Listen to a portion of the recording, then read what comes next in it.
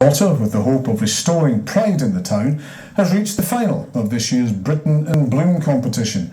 Bonnie Blantyre gives schools, volunteers and businesses the chance to join forces to carry out good deeds in the area, such as litter picking, watering plants and growing food for those in need. Courtney Cameron has been to see some of their work. What are these made out of? Potatoes. There's a buzz in Blantyre. Good teamwork.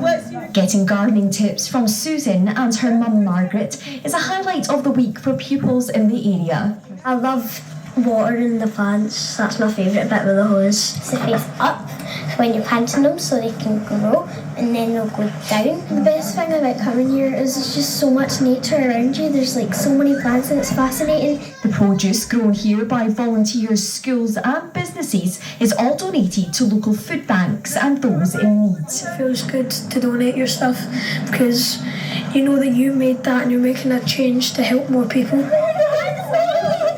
Susan set up Bonnie Blantyre 6 years ago with the hope of restoring faith in the town.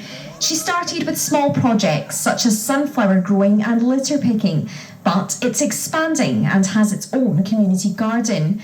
Susan and Margaret enjoy dressing up as bees to make people around the town smile. Bonnie Blantyre was an idea that came about after, being brutally honest, being fed up with people talking negatively about the place that we call home. I feel it's made a massive difference, otherwise all the volunteers wouldn't give their time to it. So it started off very small scale, Bonnie and Grumblebee, so my mum and I, we're one of the 4 Scottish groups going forward to the UK Britain in Bloom competition, which again you think, wow, a bit of pressure there, but it's not, it's just about showcasing how special Blantyre is. And I think that's the problem, you can't really always see how special it is, it's something you feel. During lockdown, volunteers Pat and his wife Mary designed the community garden, which is housed on land owned by the Blantyre Miners Welfare. It's rewarding, yeah, because you feel you're doing something, something for the community. So. This started as a lockdown project and it was a lifesaver for a lot of people. What started out as a project intended to last only a few months has turned into years, and Susan hopes she'll be able to continue to keep Blantyre Bonnie for decades to come.